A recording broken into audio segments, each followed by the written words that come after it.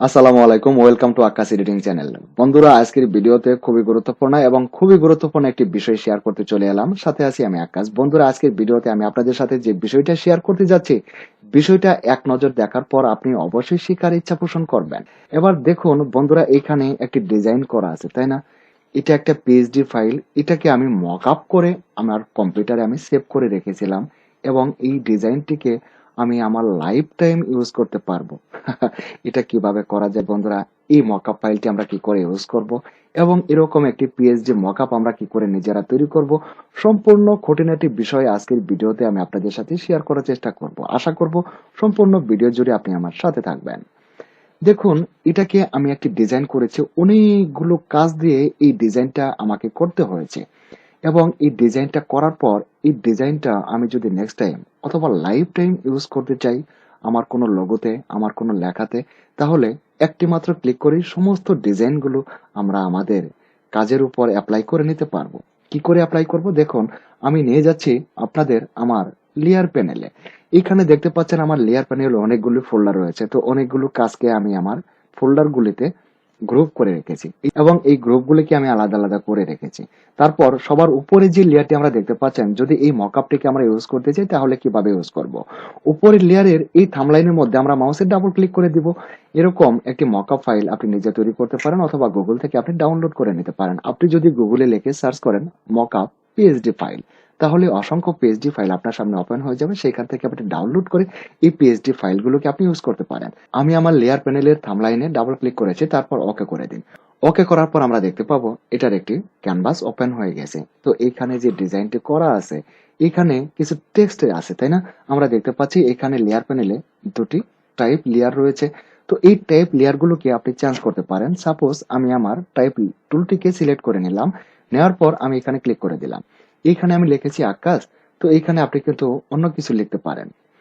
তো আমি ধরুন সাপোজ যে কোনো একটা কিছু লিখে দিচ্ছি, ABCD, এটা লিখে দিলাম। আবার নিচের লাইনে আমি ভিন্ন কিছু লিখতে পারি। এবার আমি মুভ টুলে ক্লিক করে দিলাম, তারপর আবারও হরিজন্টাল টাইপিং টুলে ক্লিক করে আমি আবার এডিটিং এর পরিবর্তে এখানে ভিন্ন কিছু টাইপ করব। এইখানে দিলাম আমি EFG, এটা থাকলো। তারপর মুভ টুলে ক্লিক করে দিন। এখন কিন্তু এখানে আপনার কোনো কাজ নেই, জাস্ট আপনি কিবোর্ডের কন্ট্রোল বাটন চেপে ধরে এস বাটনে প্রেস করে দিন। কিবোর্ডের কন্ট্রোল এস বাটনে প্রেস করলে এটা সেভ হয়ে যাবে এবং আমরা পূর্বে যে কাজটি দেখেছিলাম ওখানে এই সেম কাজটি অ্যাপ্লাই হয়ে যাবে। বন্ধুরা, একটু সময় লাগতে পারে, কারণ আমি বলেছি এটা প্রায় 200 মেগাবাইটের উপরে একটি ফাইল, কারণ এখানে অনেকগুলো কাজ অ্যাপ্লাই করা হয়েছে, যার ফলে এটা সেভ হতে একটু সময় লাগে, প্রায় 30 সেকেন্ডের মতো সময় লাগবে।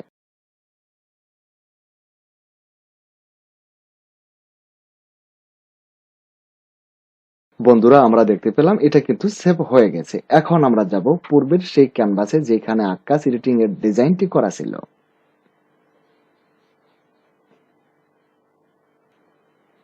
আমরা দেখতে পাচ্ছি, দেখুন সেম ডিজাইনটি এখানে ABCD এবং EFG এখানে অ্যাপ্লাই হয়ে গেছে, যে ডিজাইনটুকু আমরা পূর্বের কাজের মধ্যে অ্যাপ্লাই করেছিলাম।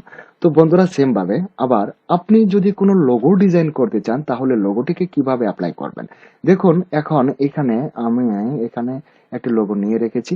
ধরুন এই লোগোটাকে আমরা সেম ভাবে ডিজাইন করতে চাই। আমি মোটর দ্বারা ধরে আমি আমার এই ক্যানভাসে নিলাম।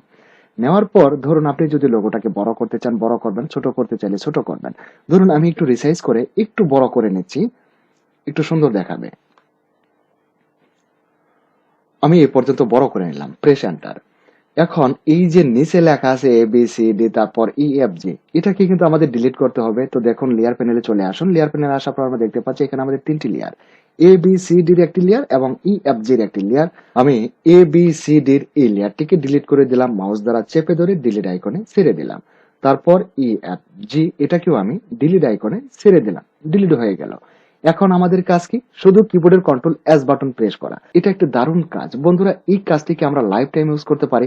এখন আমি আপনাদের সাথে শেয়ার করব এই কাজটিকে আমরা কি করে নিজেরা তৈরি করতে পারি। তো আপনি মকআপ ফাইল তৈরি করে কি করে সেভ করে রাখবেন এই বিষয়টি এখন আমি আপনাদের দেখিয়ে দেব এবং লাইফ টাইম আপনি সেই মকআপটিকে ইউজ করতে পারবেন। আপনাকে বারবার একই কাজ করতে হবে না।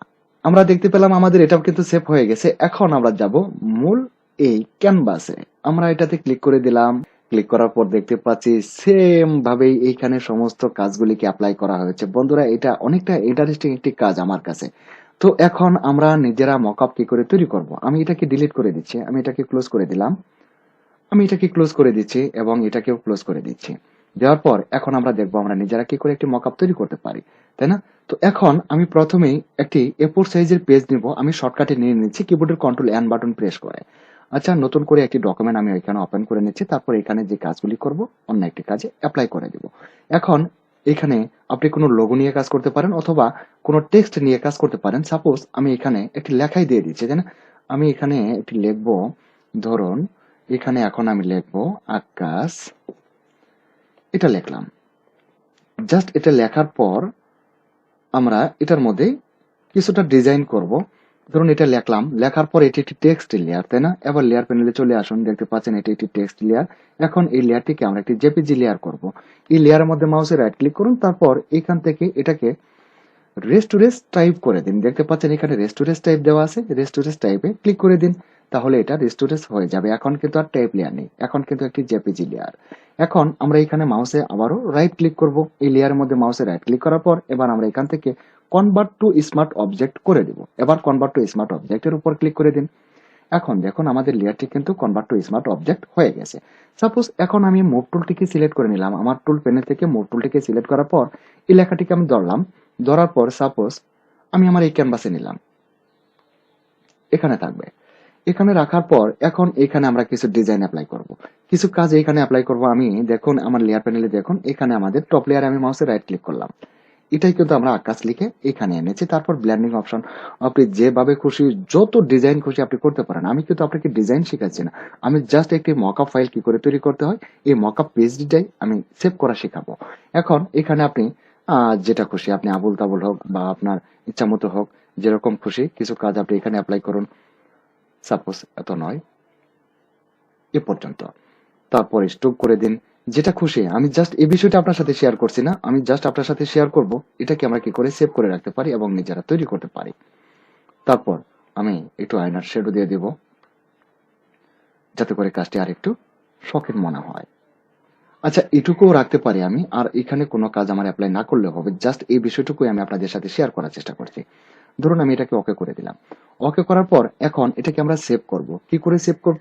কিবোর্ডের কন্ট্রোল এবং শিফট বাটন চেপে ধরে, কিবোর্ডের কন্ট্রোল এবং শিফট বাটন চেপে ধরে এস বাটনে প্রেস করতে হবে। এবার আপনি আপনার কম্পিউটারে কোনো ড্রাইভে সেভ করতে পারেন অথবা ডেস্কটপে সেভ করতে পারেন। আমি আমার ডেস্কটপে সেভ করে দেখাচ্ছি, আপনি চাইলে আপনি আপনার কম্পিউটারে ড্রাইভে সেভ করে রাখতে পারেন। সাপোজ 1 2 3 4 5 6 এই পর্যন্ত আমি দিলাম। তারপর এটাকে দেখুন এখানে কিন্তু এটা একটি পিএসডি ফাইল, আপনাকে অবশ্যই ফাইল ফরম্যাটটি পিএসডি রাখতে হবে। আর এখানে ফাইলের নেম আপনি যেটা দিয়ে পরিচিতি পান সেটাই আপনি দিয়ে দিবেন। এবার পিএসডি করার পর আমি এটাকে সেভ বাটনে ক্লিক করে দিলাম, তারপর এখান থেকে ওকে বাটনে ক্লিক করে দিলাম।